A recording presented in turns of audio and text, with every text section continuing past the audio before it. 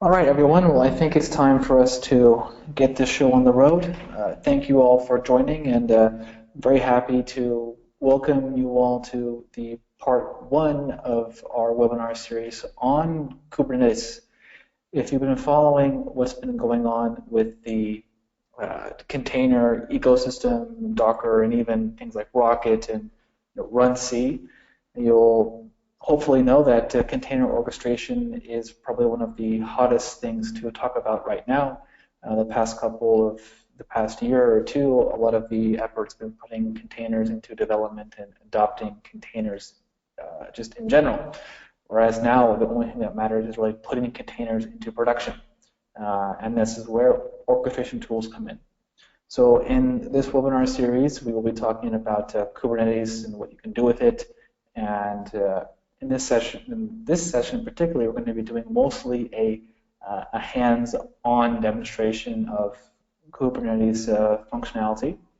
And in part two, we're going to be talking about, say, production preparedness and more operational concerns and things that come into the picture once you decide to adopt and start using Kubernetes. So before we start, I have a poll for all of you who will help me gauge your experience and perspective on the topic.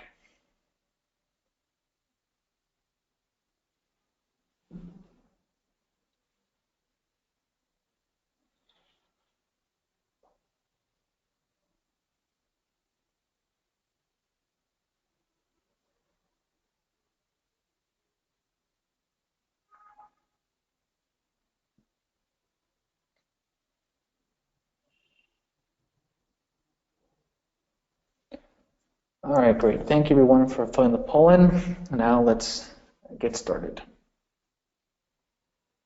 So the goal for this session is to really introduce Kubernetes and its key features.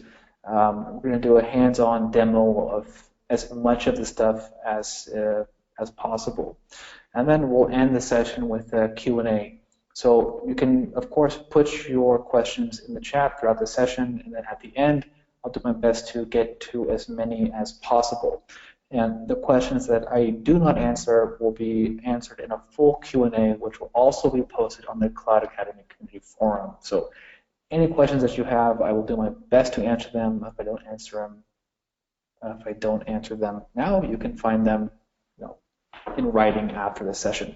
So I can see that most of you have maybe little to no experience with Kubernetes. Maybe you've done some demos, and only a very small percentage of you are using it in production right now.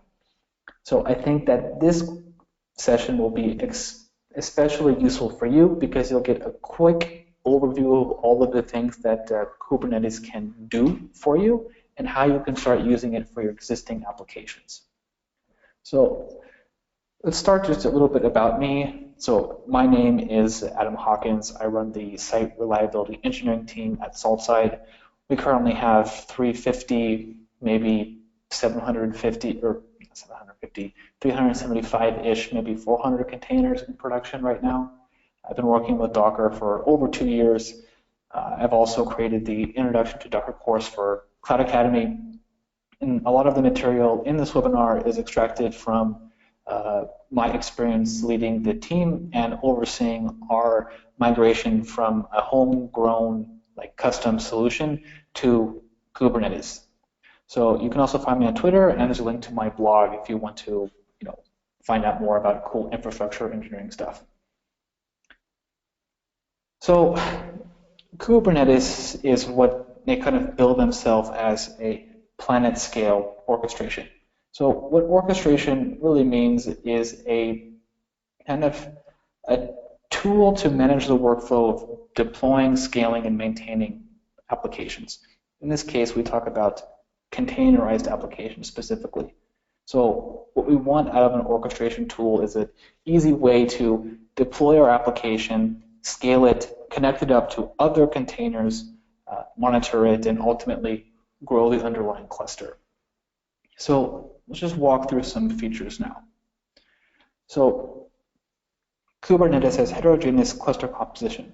So what this means is that you can create a pool of compute resources from, say, physical hardware, virtual machines on any cloud provider to create an overall pool of compute resources like your CPU, your memory, your storage.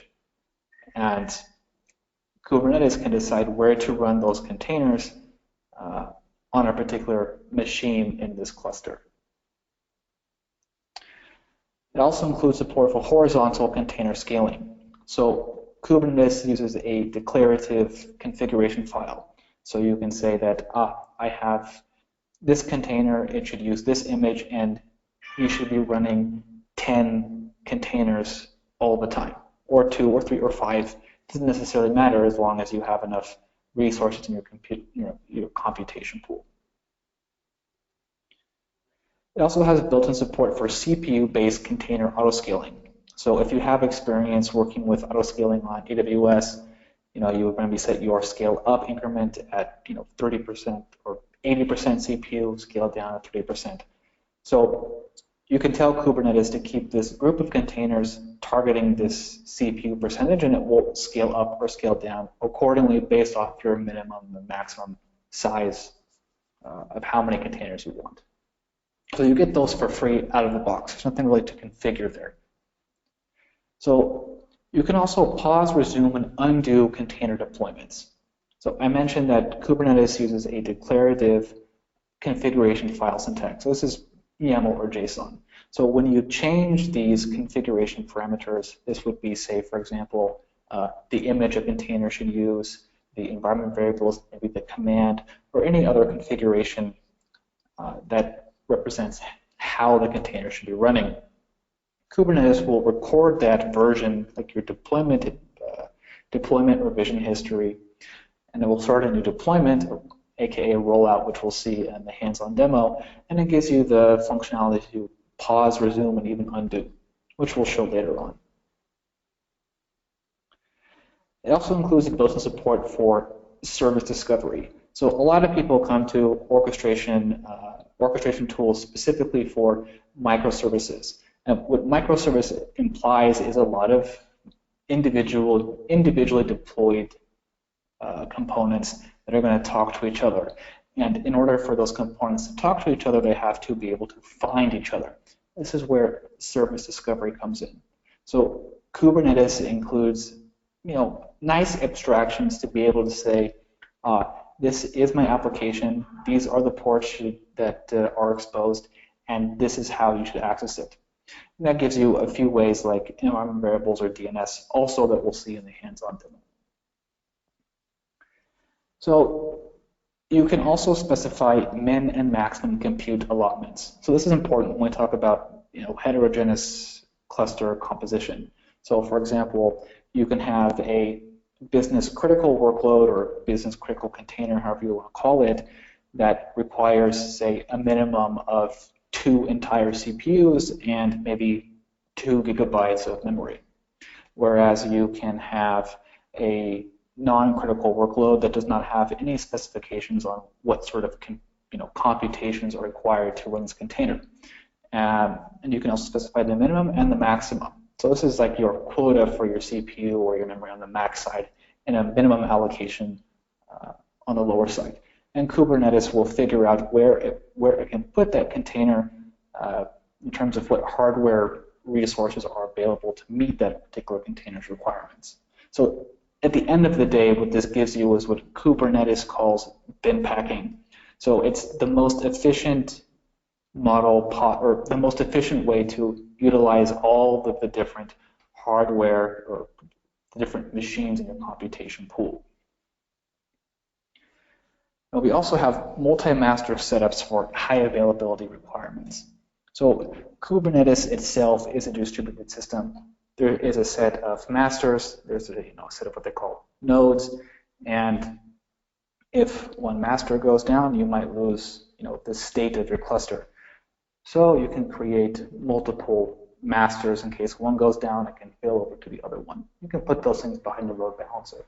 So if you're already working in terms of, or thinking in terms of high availability, if you're having, say, a horizontally scaled web application, you're probably using more than one machine behind that load balancer. You can kind of think of multi-master setup in the same way. The important thing is that it has these sort of production-ready, high availability features baked in. Now, the one thing that I think that sets Kubernetes apart from some of the other tools or the orchestration tools in the space is that it supports multiple container runtimes. And throughout this lesson, when we talk about containers, we talk about images, they don't necessarily imply just Docker. So right now, the container ecosystem is very Docker-centric, but that's not necessarily what Kubernetes is going for. So Kubernetes is, of course, free open source software. And the goal of the Kubernetes project is to provide container runtime agnostic tools to build, scale, and deploy applications. So right now, you can actually use Docker and Rocket. So this is a big thing that sets it apart from, say, something like Docker Swarm, which is, of course, Docker only. So if you're interested in using different container runtimes, or you just want to experiment with some of this stuff, Kubernetes is the best thing to look at. So I think that covers all of the high-level features, and we're going to see these as we go through some demo.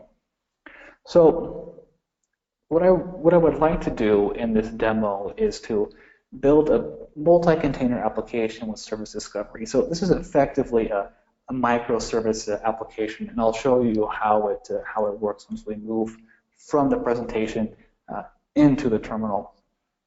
So this will demonstrate all of the key features that you'll need to actually kind of deploy probably 80–90% of the applications that you might be working with. We're also going to cover rollouts. This is the thing that deployments trigger. You can start, pause, resume, and undo. We'll also cover probes and init containers. So probes are sort of probes are AKA health checks. So once a container is running, you can configure probes against it to monitor what we call the liveness and the readiness, which we'll touch on, and also init containers. So init containers ensure the precondition for containers. So for example, you might have an init container to apply migrations to a database, or wait for another dependent service to start. And I have a lot to get through in the demo. I hope it all works, and I hope we can cover all of the things. So hopefully there's time for anything else that I can think of. So again, my goal for this session is to give you a quick overview of all of the common features and all of the things that you'll need to start deploying basically any kind of application. So Kubernetes is also very vernacular and vocab centric. So there will be a lot of terms introduced during this webinar, and I'll do my best to clarify them and call them out specifically as terms that you can look up afterwards. So that being said, I think it's time to dive into the demo. What I have running right now actually is a Kubernetes cluster that I've provisioned through Google Container Engine. So Google Container Engine is a hosted Kubernetes setup from Google Cloud Platform. So I have created a cluster already and it's running. So if I switch back over to my terminal, I can now close some of these panes. So what I can do now is I can get the login credentials from my cluster. All right, so now I'm ready to talk to my cluster. And usually the first thing I do when I start this is I use kubectl. So kubectl is the command line interface for interacting with Kubernetes. Pretty much everything that you're going to do is going to go through kubectl. So if you're going to use Kubernetes, you need to learn and understand kubectl. So kubectl has a pretty simple UI pattern. There's a command called get, and that will give you a list of various different types of resources. A resource is anything that is kind of associated with Kubernetes, and we'll talk more about that as we go forward. So I can say get nodes. I can see that in my demo cluster I've created, I just have 2 nodes. So I've done this just to test that kubectl can talk to the cluster. Now what I can also do is ask it to get the pods.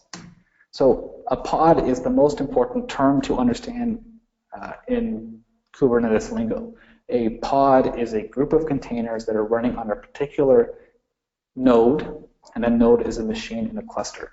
So when I ask kubectl to give me the pods, I'm really asking for what containers are running in this cluster. So there's no output. So I have no containers running. Now, we have a simple microservices application right now. And let me just show you how this works. So what we have is a simple application that has a web server that accepts an HTTP post request that includes an increment. And when the server receives an increment, it increments a counter. We also have one container that's running and continuously sending random post requests to increment a counter. The web server also has a request to get the current counter value back. So we have one container that's running and continually pulling the GET request. And this server stores the counter data in Redis. So I have this application running with a simple Docker Compose file. So just let this go for just a quick minute. You can see that the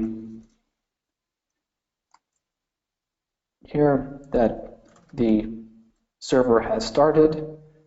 The current counter is 6.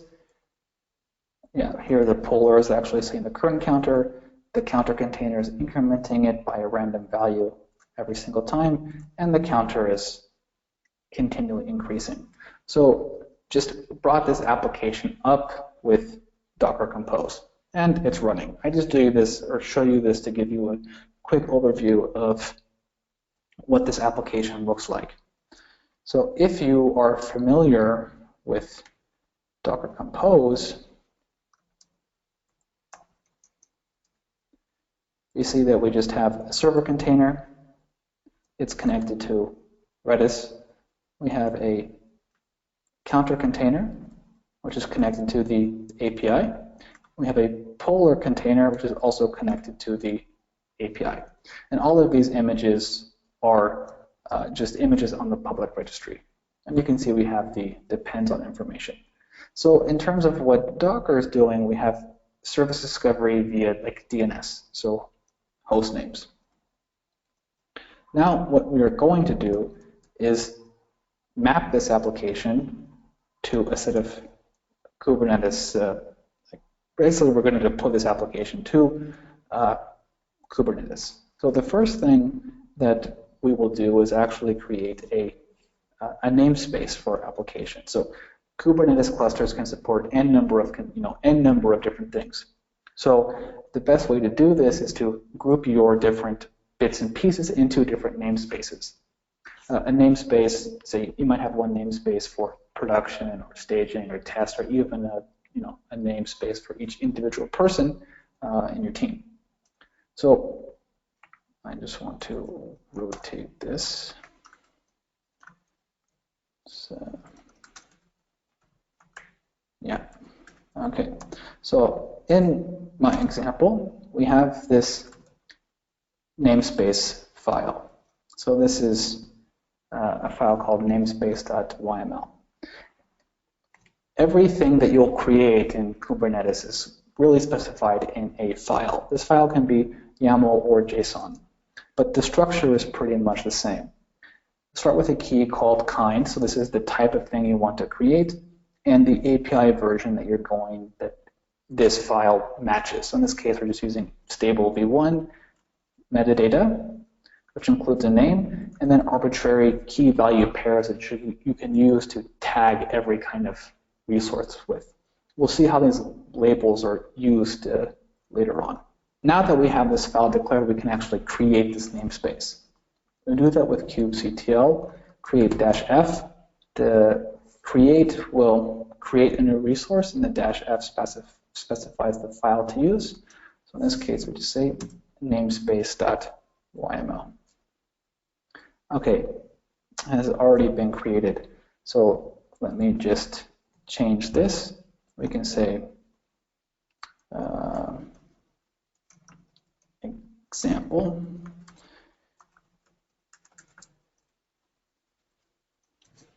Or actually, let's call it part 1 for webinar part 1.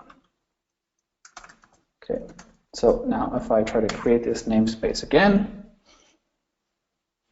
okay, ta-da. So we have our namespace created. So now whenever we do, like say, kubectl commands, like get pods, we can pass in the namespace to filter out. So in this case, we say part 1. And nothing is created. So now we can go ahead with creating all the different bits and pieces for our application. So if we come back to the example or example application, we have a server which depends on Redis, and then a counter and a poller that depend on the server. So what we'll do is we'll start off by filling in a file to create a Redis container that we can use. So I already have this filled in, so let me look at the data tier deployment. So I want to just zoom in a little bit more on this to make sure everybody can see. So here we have the deployment. So the deployments are currently in the extension API, beta.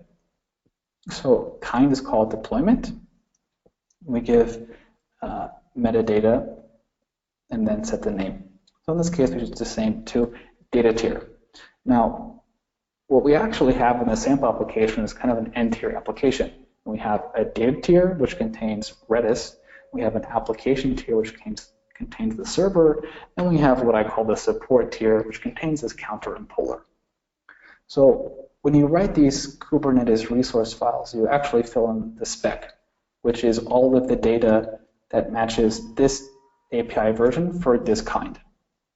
So when we create a deployment, we also give it the replicas, which is the number of containers to run. So given that we're going to be running Redis, we don't want to be running more than one because that would give us multiple data sources. So a deployment is actually a template for creating multiple containers. So in this case, or actually, it's a template for creating multiple pods. So we fill in the metadata. Say the name of these containers will be example data tier. We're going to give these labels. In this case, we just say app example and tier data. So now we can fill in the spec for all of these containers. So, or actually the spec for a pod. Sorry. So a pod may contain multiple containers. So here we have a container which is named Redis. We'll use the image called Redis latest. And this image pull policy, what it does is the first time this image is used on a particular node, it will use this value to decide if it should be pulled or not. So in this case, Redis :latest, if that image has not been used, it will pull it. Now we have ports. So ports is essentially the Docker run -p setting for Kubernetes. So you have your container port, and then you have your protocol, so TCP or UDP. So now what we can do is, since we have this file, is create it also. We say kubectl create -f So kubectl can create all the different kinds of things that you'll be using on Kubernetes. So we can pass in the data tier deployment.yml, and now we also say the namespace we want to create it in. That's actually part 1. All right, deployment example data tier created. Now what we can do is inspect those deployments by saying kubectl get deployments namespace part 1. All right, so now we have example data tier. We have desired, so this is the expected scale, one that's running, one that's up to date, and one that is available. Earlier we asked for the pods, but there was no pods. But now there will be, because the deployment will have created one pod. You can see that the deployment has peppered this pod with some, unique information, which we'll see when we come to the horizontal autoscaling stuff. Now, you also want to learn one important kubectl command, which is kubectl describe pod. So get will give you a list. Describe will give you the details.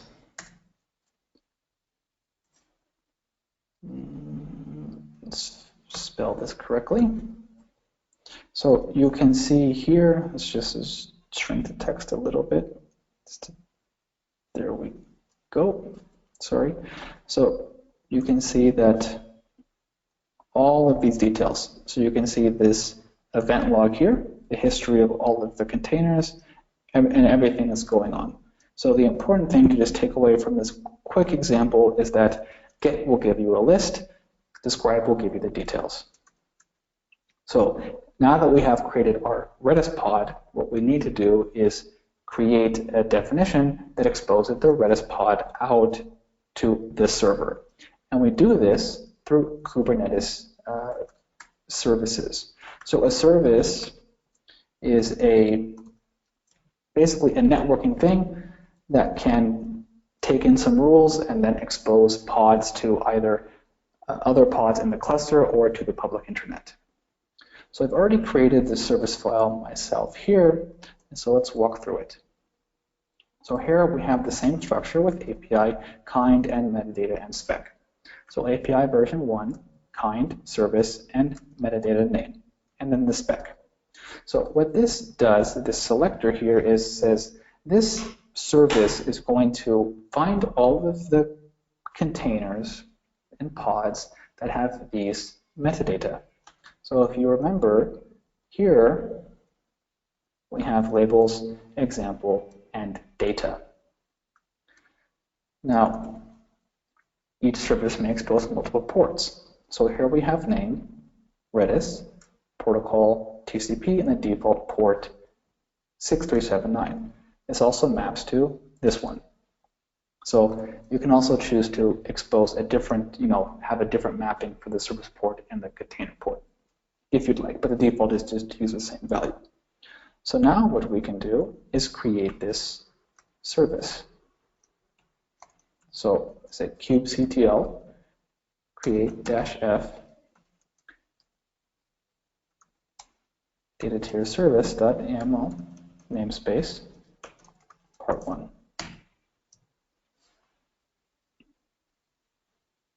All right, so it's created. Now we can say kubectl get services namespace part 1. So we can see that this service has allocated a cluster IP. So by default, these services will all be available to all of the containers in the cluster. We don't have a public IP, and the ports is 6379. We can also say kubectl describe service example data tier namespace part 1.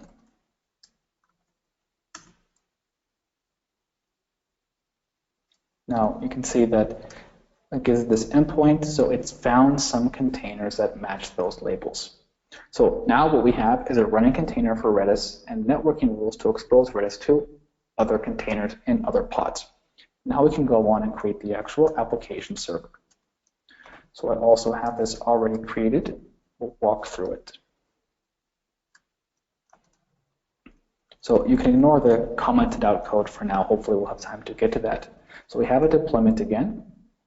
So name example app tier, replicas 1, metadata example app tier, and then labels example and app. The important thing here is the tier is called app.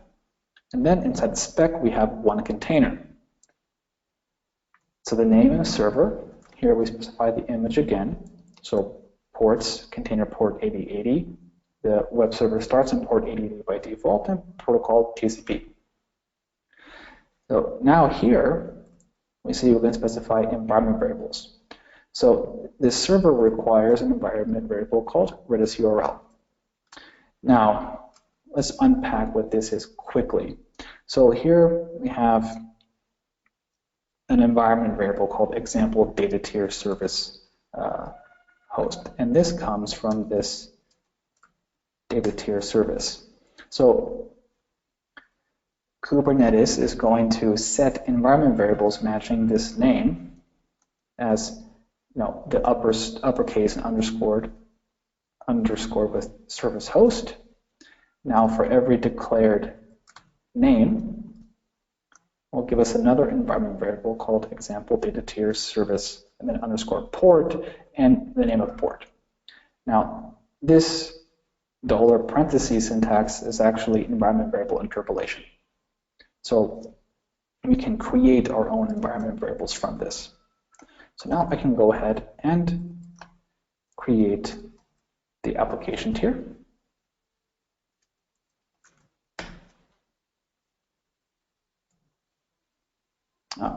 Oops, it's actually kubectl create.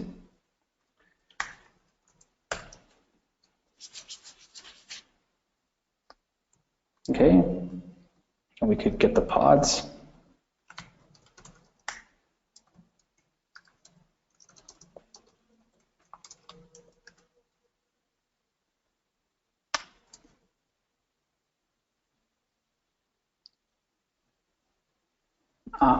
I created the service, my mistake. So now if I create the deployment,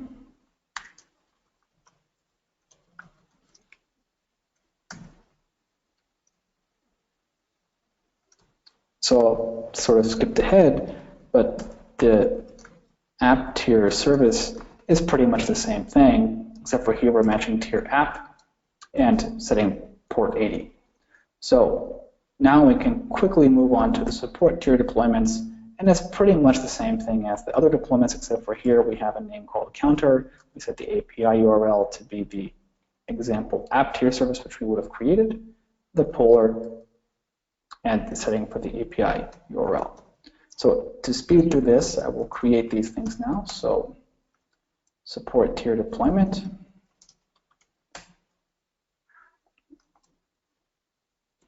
So now I want to check kubectl get pods in the correct namespace. Can never forget that. All right, cool. So this is now we can see that everything is running. The app tier has one of one server, one of one Redis, and one container, and one port, 2 of 2. Now we want to do some scaling. So I can say kubectl edit, which will pull open the config file in my editor. So say edit deployment example app tier namespace part 1. All right. So now what I can do is just change replicas to say 10 and save this. Now, if I check get pods again, now you can see, boom, I have just scaled this application. Now, if I look at the get deployment, example app tier, namespace part 1. You can see current 10. So now what I would like to do is do a rollout. So what I'm going to do is I'm going to edit this thing again so I can hopefully be fast enough to catch it. So I'm going to change replicas to 20. Now I am going to actually just say kubectl rollout status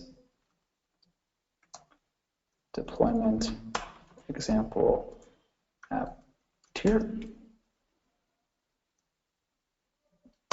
namespace part 1.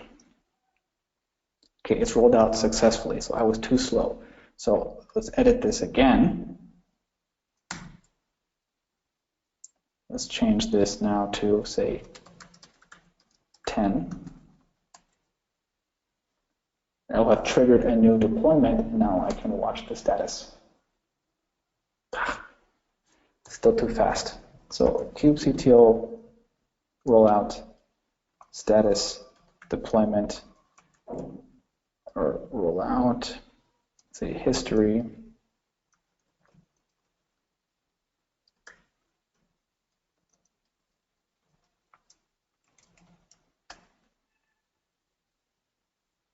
Oh, okay. Right. My mistake. So actually, in order to trigger a deployment, we actually have to trigger a change to the template. So not just the replicas, but the actual configuration that should go into these pods. So if I take part 1 and I look at this app tier deployment, now what I want to do is just add a new environment variable called debug. So we can see requests coming in. So let's say kubectl apply-f app tier deployment namespace part 1. So what you saw me do with edit, which was basically get the config, make changes in my editor, and then save it, apply is doing the same thing from an existing file. This will reconfigure an existing item. So now if I watch the status, it's still too fast. So let's set this now to, or let's see if we can check the history. So we have 1 and 2 revisions. So I will now pull this up in 2 different panes so we can watch it. So if we can say kubectl rollout status deployment example app tier namespace part 1. Okay. Now I can probably trigger this by, say, doing rollout undo.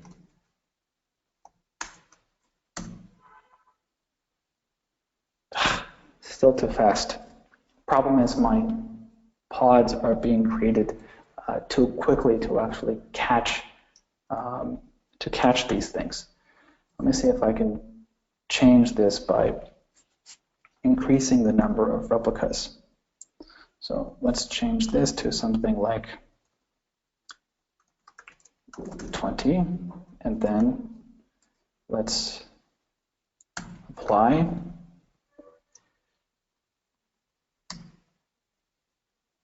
Ta-da! So we can see that now what this is doing is a rolling update. So it's going to update n number of pods as, or n number of pods as things go along. We can see that it's progressing, fast through everything as the new pods are created. So let's let this finish.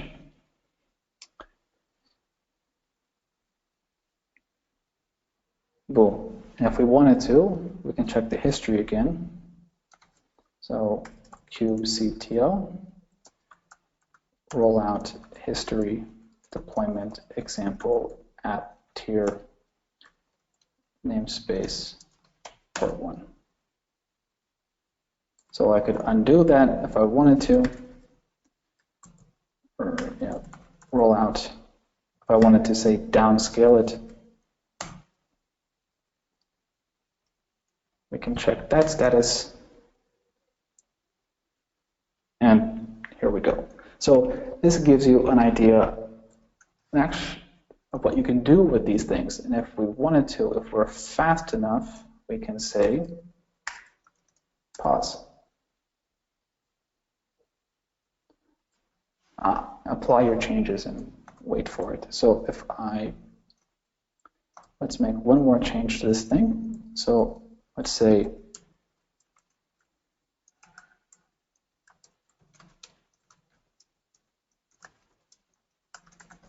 now let's apply the changes. We'll watch the rollout status. Here it goes. So now let's pause it.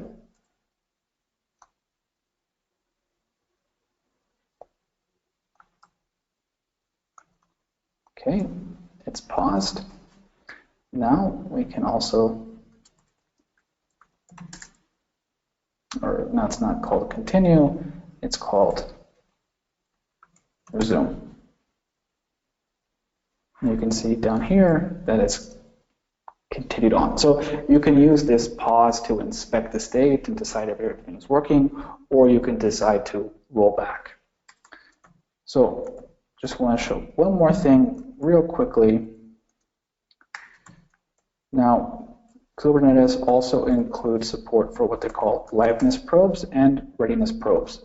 So these can be simple actions like HTTP, but liveness probe will check if the container is up, and readiness probe will check if the container is ready to receive requests, and we can configure these in the same way.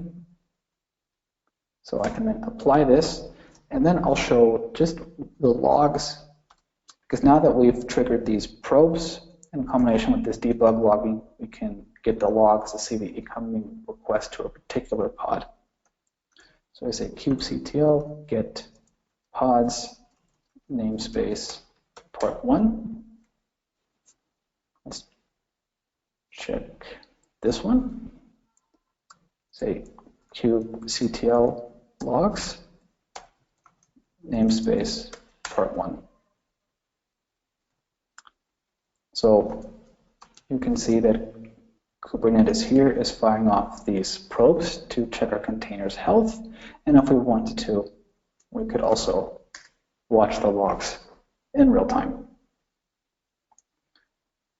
So I think that's all we have time for the demo.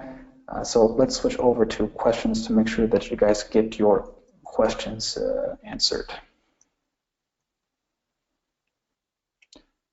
All right, very good question.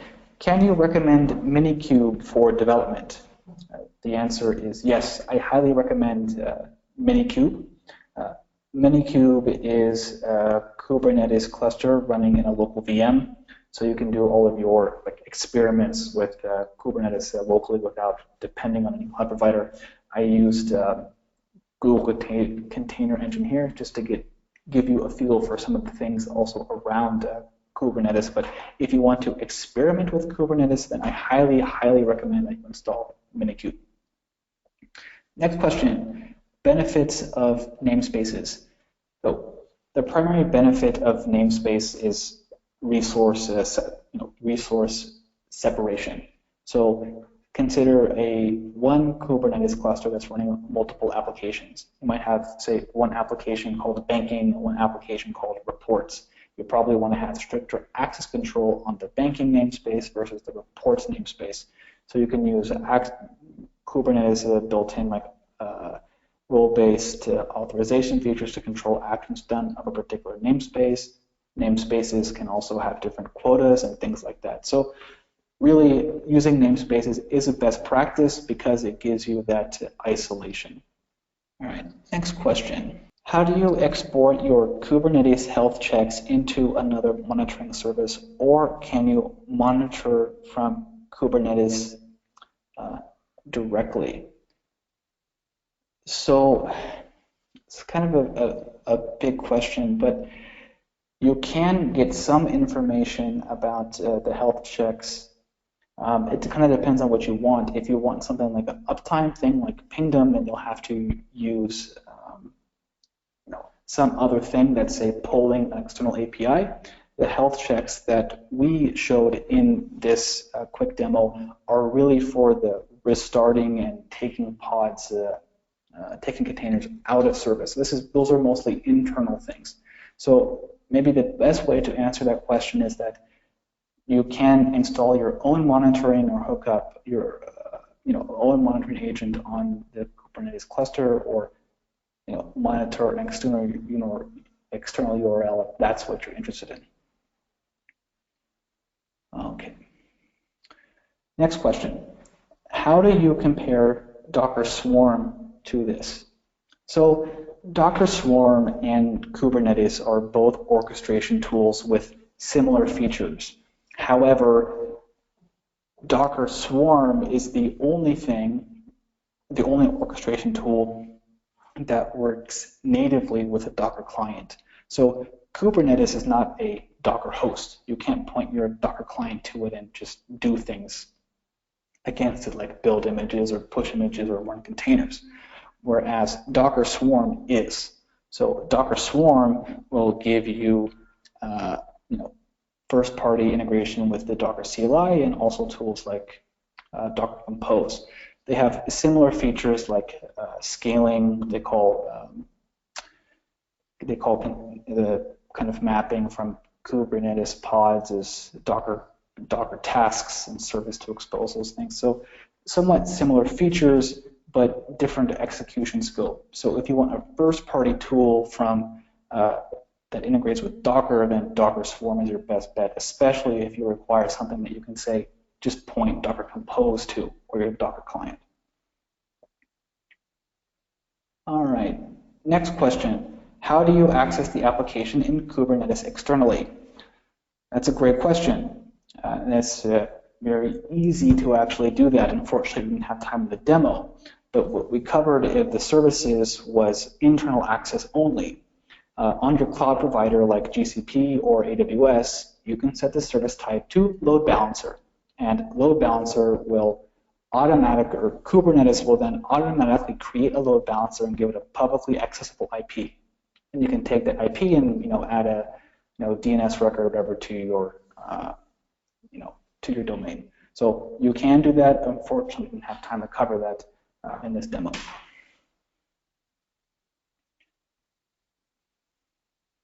Next question. How is CPU-based container scaling done? So Kubernetes includes a built-in, or they call a monitoring system that you can run internally. What that does will then collect the metrics about the containers. So for autoscaling, for CPU autoscaling to work, what you need to do is declare a minimum CPU allotment for a container. Kubernetes will then measure the average CPU usage across the whole pod or across all of the containers, and then based off of the answer, it will either add more or subtract some.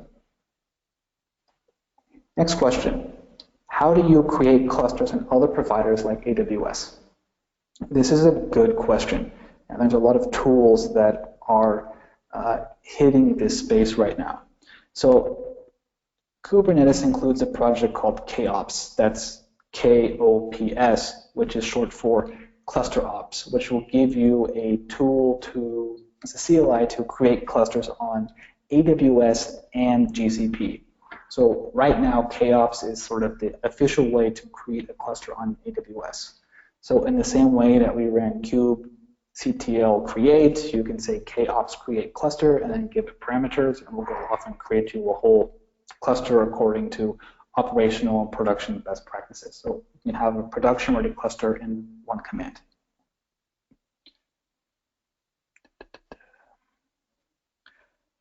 Question. Google Container Engine, aka GKE, running Kubernetes, hosted model or Kubernetes as a service. I'm not really sure what the difference is between the host or Yes. Okay, I misread the question. The question is GKE, aka Google Container Engine, Kubernetes as a service? And the answer is yes. If you are using GCP, you can automatically create a Kubernetes cluster. Actually, have it right here if we wanted to. I could say create cluster, choose the name. So demo 2, choose my region, choose a machine type, choose the size. So, and then Google will then manage the whole thing and the software running on it completely. So if you're using GCP, I highly, highly, highly recommend Google Container Engine. Okay, question. Does Kubernetes use a type of change control for the config files? Can we see who made changes when? So for this one, what I've been doing is actually checking the config files into actual source control. I don't think that Kubernetes includes like a built-in revision history for all of the type of things. Deployments are kind of special because it has an undo in the history, but it doesn't keep that same thing for, say, the namespace or service. So my recommendation is to handle the source control thing outside of Kubernetes. Question. Can you recommend any documentation that shows bare metal installation of Kubernetes? Yes, and I will put this in the blog post summary of the webinar, which is Kelsey Hightower's Kubernetes the Hard Way. That will give you a complete, in-depth guide to how to install it from scratch. See if I can take one more question. How do you push new images to Kubernetes without affecting the application? And if a new release is broken, how do you roll back? So, as we showed, if you take that config file and change the image setting in the spec template, that will create a new rollout. You can monitor that rollout, and if you want, as we showed, you can stop. You can pause, inspect, and if it goes wrong, you can undo. Now, during the example, what I showed is happening is it's rolling out the changes to a percentage of application containers. So there will always be one container running, based off of whatever your minimum configured value is, and the default is 1. So when you do a change, there will always be one container running all of the time. So by default, there is no downtime. Is a single Kubernetes cluster sufficient for running production QA dev environments, or is it best practice to maintain separate clusters per environment?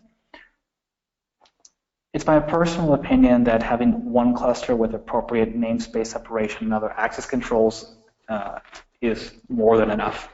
But given that Kubernetes is redundant enough, there's not really a need to create multiple clusters unless you have some other requirements that dictate from an infrastructural perspective that it will not really work. So also keep in mind that the fewer number of machines you have, the more effective Kubernetes will be at gaining the maximum utilization from all of the compute resources in the whole cluster. So that completes all of the questions that I could answer. I only got to a small portion of them. So I will collect all of the questions and answer them on the Cloud Academy Community Forum.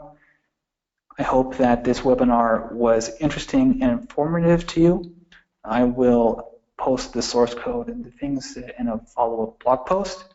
And I hope that you can join me for part 2 in a month or so, where we talk about cluster operations and production preparedness and other things in the Kubernetes ecosystem. So thank you, everyone. Good day, good night, and good luck out there.